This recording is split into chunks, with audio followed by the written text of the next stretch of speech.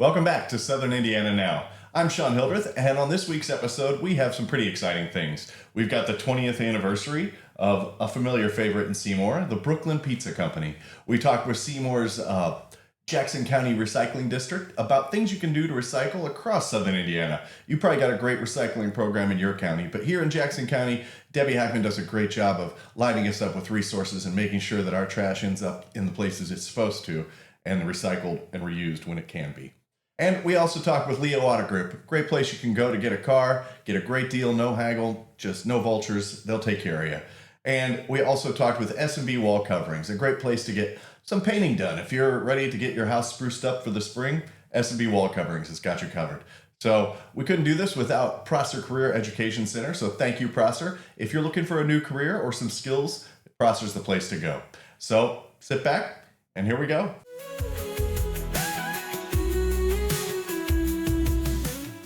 Welcome back to Southern Indiana Now. We're at one of Seymour's favorite spots, and it's been here for quite a while. So we're going to talk about the history of the Brooklyn Pizza Company and some of the changes and things that have happened as it's grown over the years. And we're here with Shawn Malone. So Shawn, thanks for having us here with you. Thanks for being here. And so your big anniversary is coming up.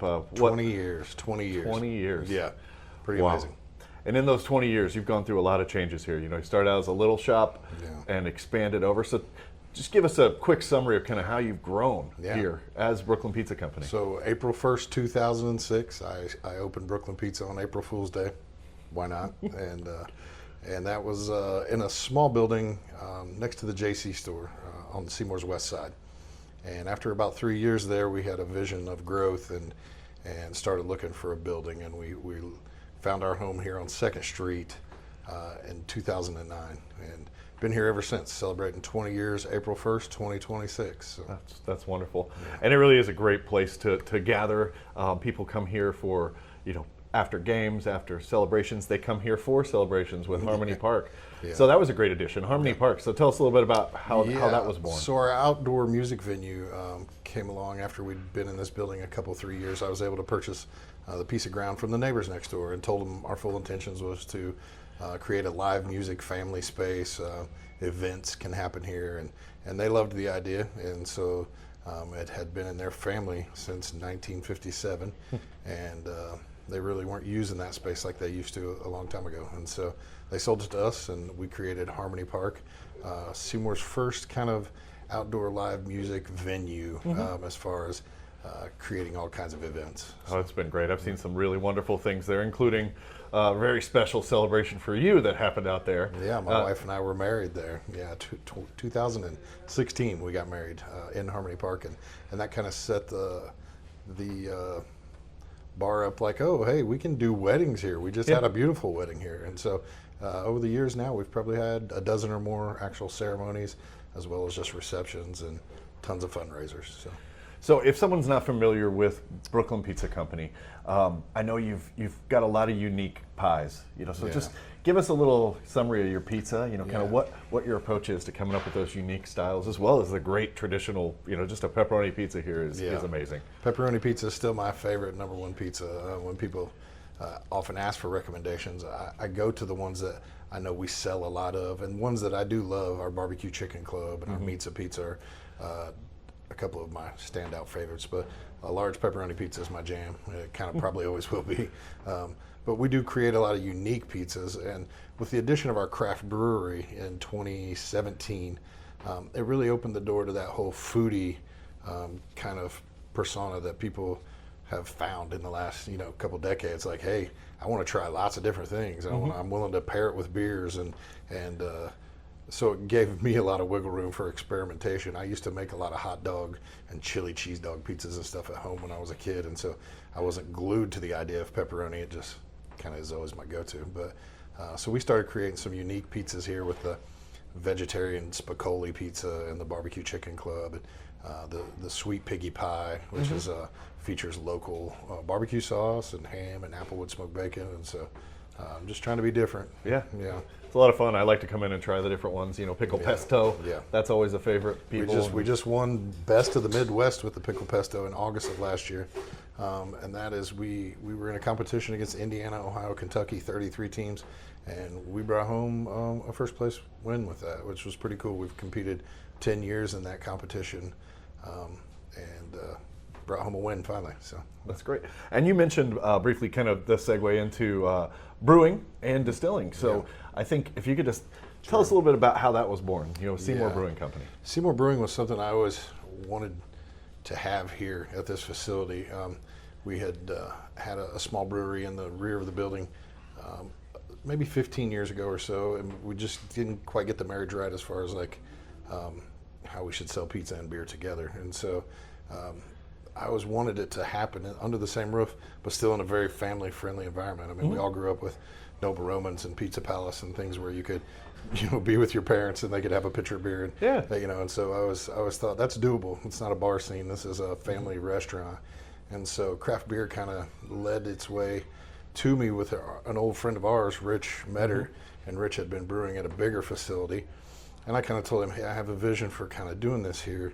Can you just give me some pointers? And he was like, I'll come to work for you. Like I'd rather work in Seymour. I'd rather brew in our hometown. And so Rich came on board almost 8 years ago now, and he's just a unique brewer and a unique fella, and I think it comes out in every beer he brews here. So yeah.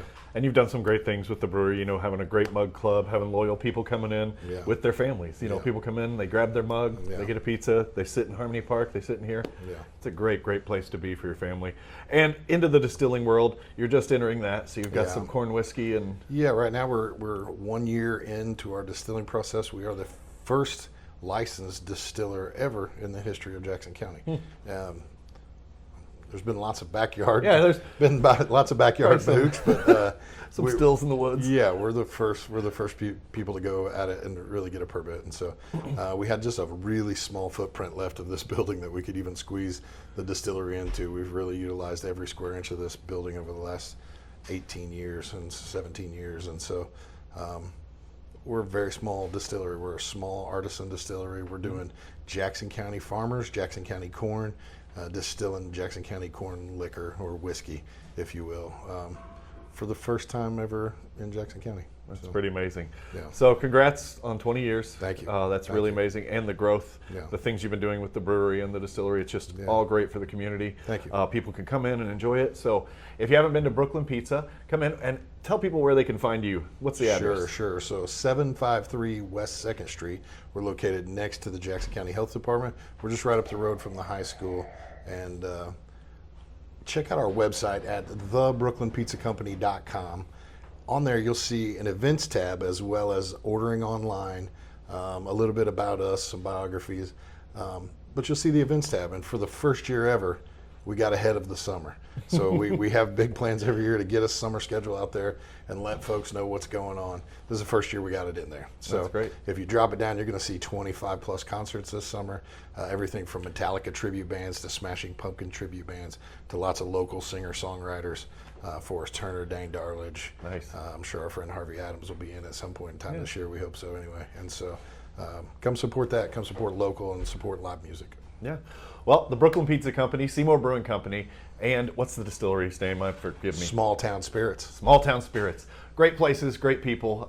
Come in and see them. We'll be right back on Southern Indiana Now.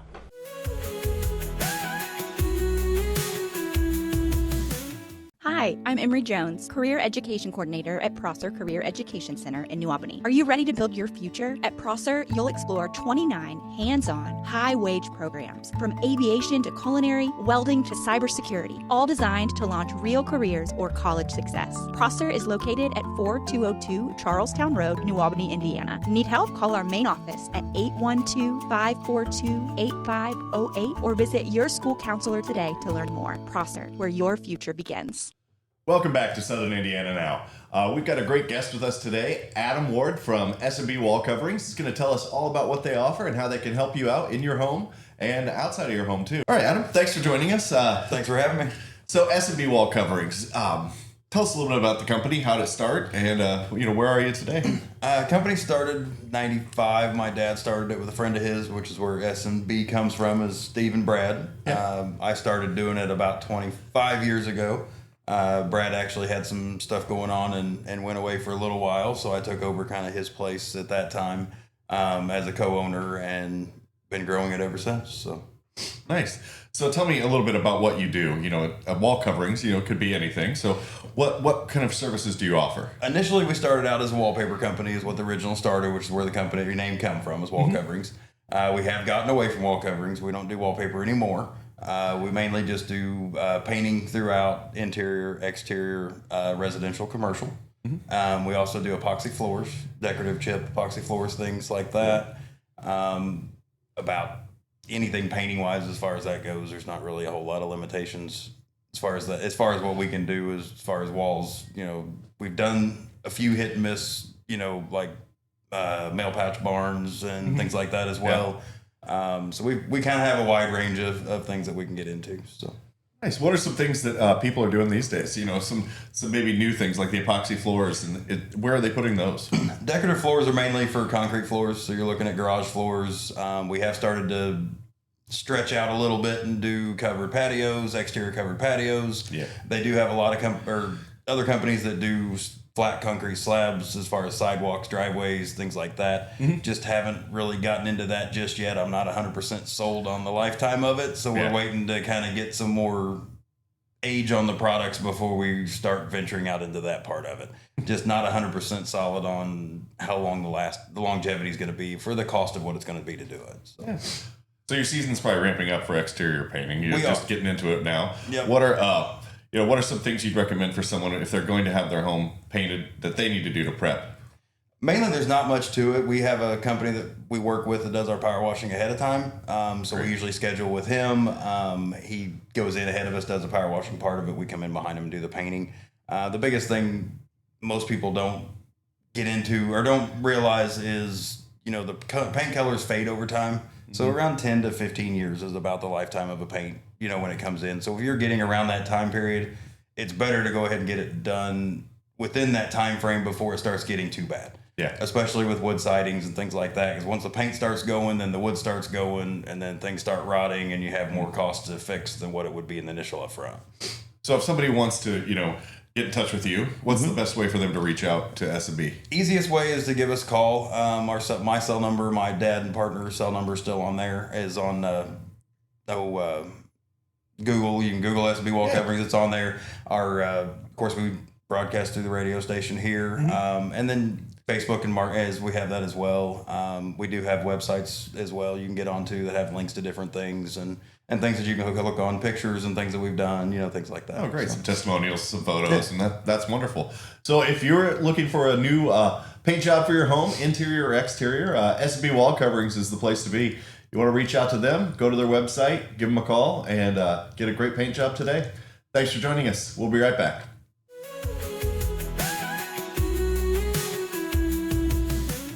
Join me, Jay Hubbard, weekdays from 6 to 10 every morning. It's Jay's Morning Wake Up Call, blending today's greatest country hits with local news, weather, and a couple laughs. Jay's Morning Wake Up Call on 92.7 WXKU. And we're back on Southern Indiana Now. I'm Kelly Trask, and we're hanging out with Fred today. He is the voice of the Leo Group.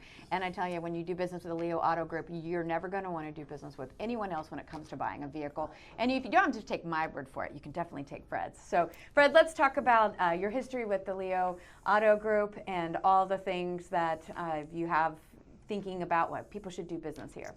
Well, number one, it's a great company, and you got good leadership, and it's fun to come in to just talk with the salespeople. Yeah. They're not going to push you. They're going to try to fit every one of your needs that you might want, and it's sort of nice to do that instead of. And here we are in 2026, when you can say, when you do business here with the Leo Auto Group, it is like doing business with family because they become friends. And it doesn't, I don't have to go buy a car today. I get to buy a car, and I'm going to go work with so-and-so, whichever one of the hundreds of dealerships you have right now. Just well, kidding. It's fun because coming from Columbus, I know a few people, and it's fun when these people come in and ask for me, and I can sit down with them. I don't sell them a car. I leave that to the professionals, but we can chat, discuss things, and it puts them more at ease. Sure. And it's good to see people. Well, it's a big deal. Yeah, it's a deal. big process. It's a commitment for a few years anyway. So for most Well, it people. is for most people, not for Not me. for most people. Not for you. You're probably like, I'll be yeah, on a car tomorrow. Yeah. Yeah. But I mean, I think most people really do, and they've dreaded the process. And let's talk about how the process is different. Used to be it would take all Saturday to buy a vehicle. That's not the way it is here, right? Nope, it isn't. If you know, the salesman's going to number one find out what your needs are, what you want, and then take some information to speed the process up.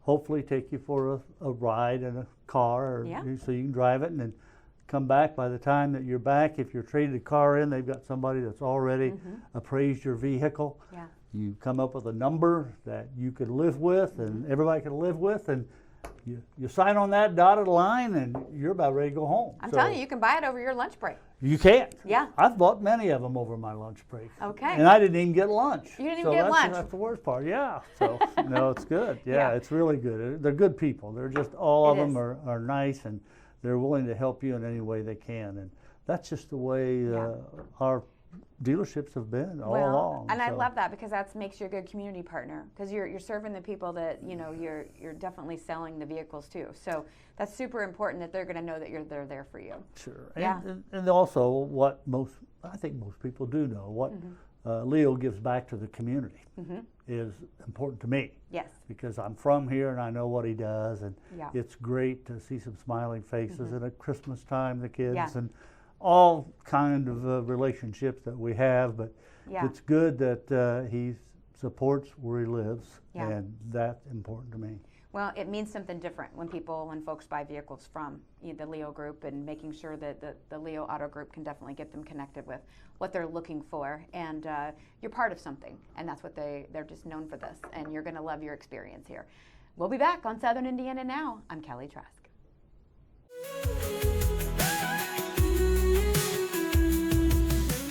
Hi, I'm Emery Jones, Career Education Coordinator at Prosser Career Education Center in New Albany. Are you ready to build your future? At Prosser, you'll explore 29 hands-on, high-wage programs, from aviation to culinary, welding to cybersecurity, all designed to launch real careers or college success. Prosser is located at 4202 Charlestown Road, New Albany, Indiana. Need help? Call our main office at 812-542-8508 or visit your school counselor today to learn more. Prosser, where your future begins. Welcome back to Southern Indiana Now. We've got a great guest with us today from the Jackson County Recycling District, Debbie Hackman. She's going to tell us a lot about what we can do to make our earth a little better with just a little bit of effort. So, Debbie, thanks for joining us today. Glad to be here. So, the Jackson County Recycling District, that's what is it exactly for people who may not know? Okay, the Recycling District is a government organization, independent of the county, that helps people recycle, reduce, and reuse items instead of sending them to the landfill. Oh, that's great. So do you work with the different towns within the county to help coordinate their recycling programs as well? Yes, we do work with them. Seymour has a real good handle on their program here, but we still work with them to initiate some of our projects. I'm a one-person department, so I need a lot of help. Yeah. So I get that help from the other communities too. That's great. So if somebody wants to recycle in Jackson County, now Seymour's got a great program with curbside, but what do they do in the rest of the county if they need to drop off things or recycle? Well, Brownstown and Crothersville also has curbside, so that's great. They have it picked up at their homes. We have drop bins throughout the county. I can go through those real quick, but that'd be great. We have one at Freetown. We have a drop box at Medora. At Vulture's Church. We have one at St. John Sowers Church. We have one at the Dollar Store on the south side of Brownstown. And we have one uptown in Brownstown for the folks from outside that can come in and use those bins. We're getting ready to set one at Uniontown. They've requested one at Uniontown, so we'll put one there. And also, if you're a Rumpke customer, not to plug Rumpke, but it's one of their programs. If they pick up your trash out in the county, you can also get a curbside recycling bin. It's a little bit of a charge, but it sure helps get the recycling picked up on a regular basis rather than put it in the trunk of your car and drive around it. Yeah, forget about it for a week. And and forget, go put your groceries in there, and then you think, oh, well, shoot. And I do that myself, and I live in the county, so I've done that myself. So what types of things do they accept at the drop-off locations? Is it the same as the curbside, or is it? Everything's the same in the county, so that makes it a lot easier.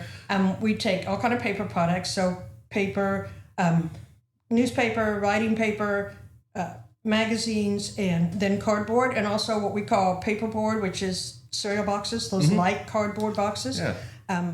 We take those. We take aluminum and steel cans.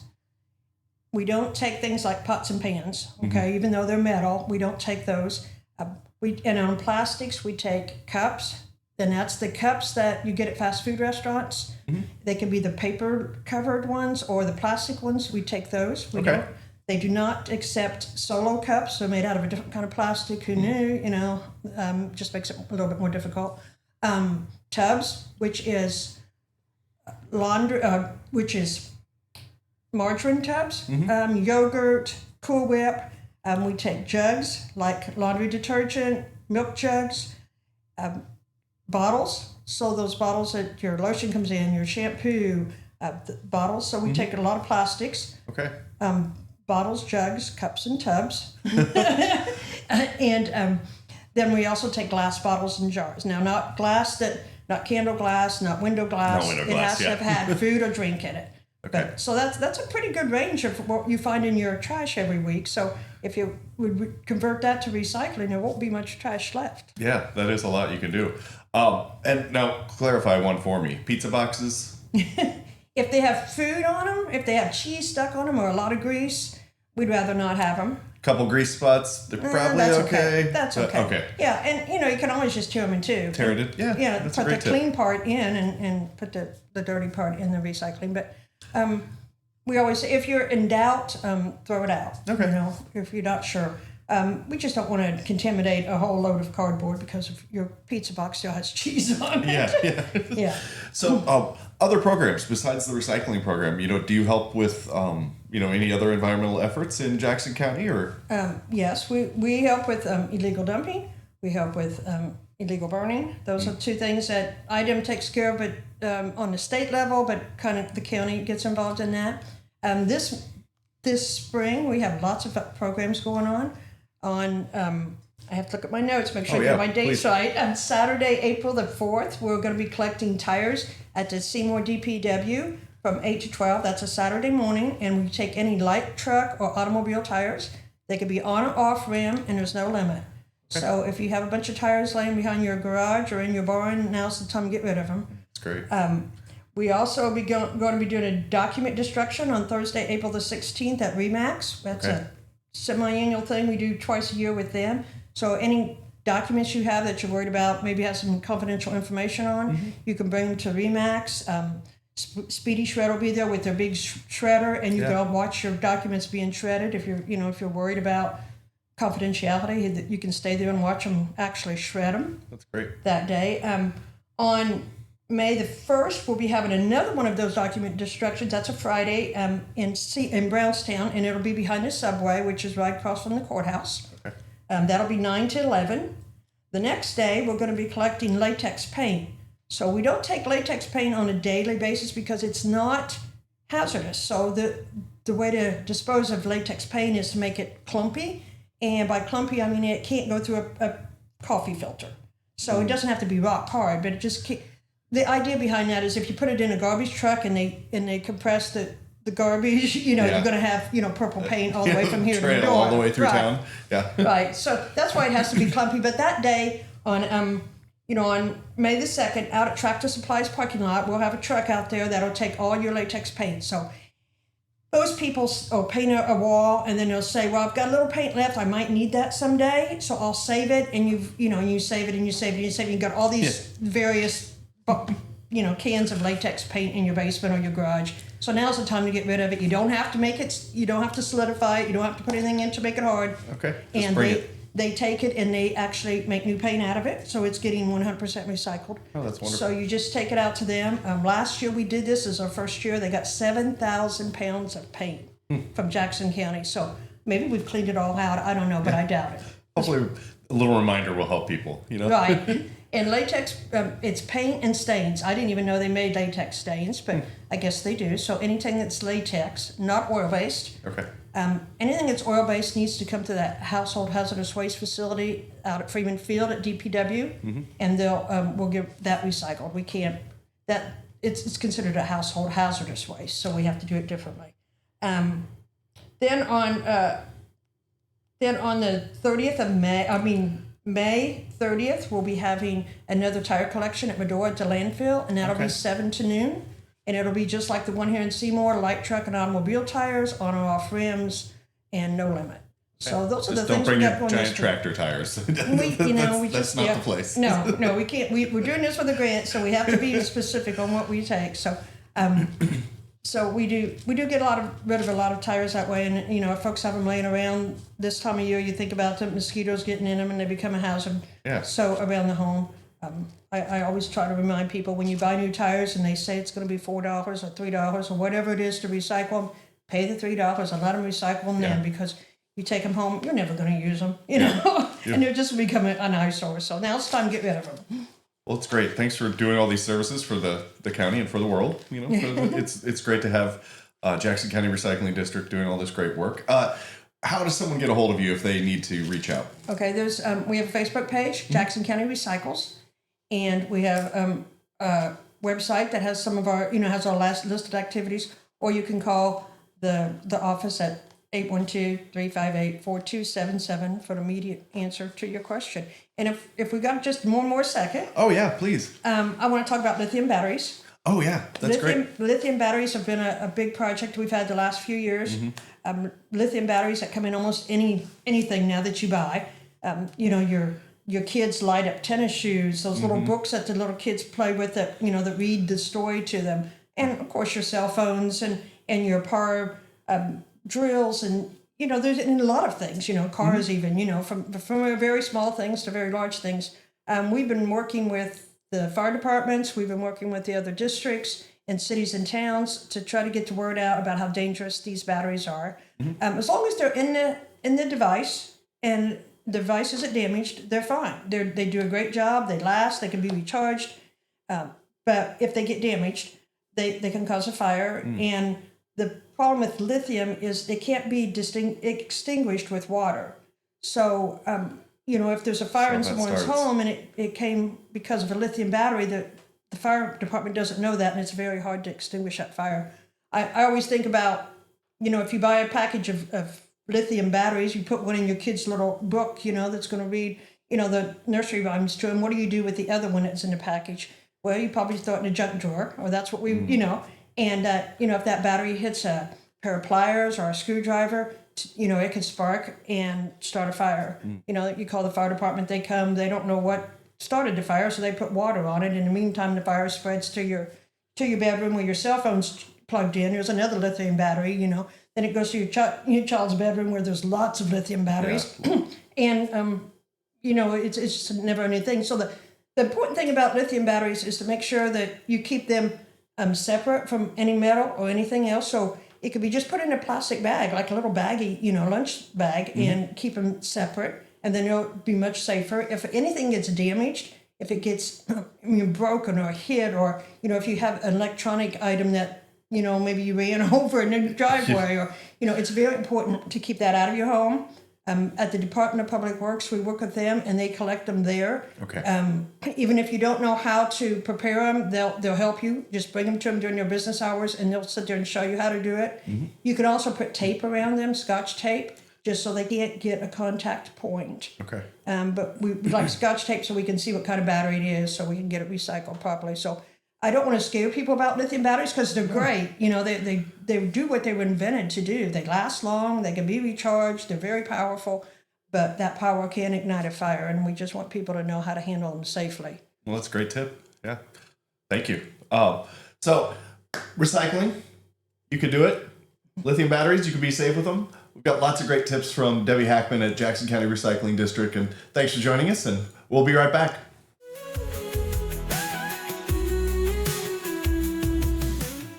We hope you enjoyed this week's episode of Southern Indiana Now. You can catch us on YouTube. You can catch us on Spotify, Apple, iHeart, all the places you get a podcast. And we'd like to thank Prosser Career Education Center for making that possible. So check out Prosser Career Education Center and see what you can do for a new career or maybe some new skills. Thanks for joining us, and we'll see you next week.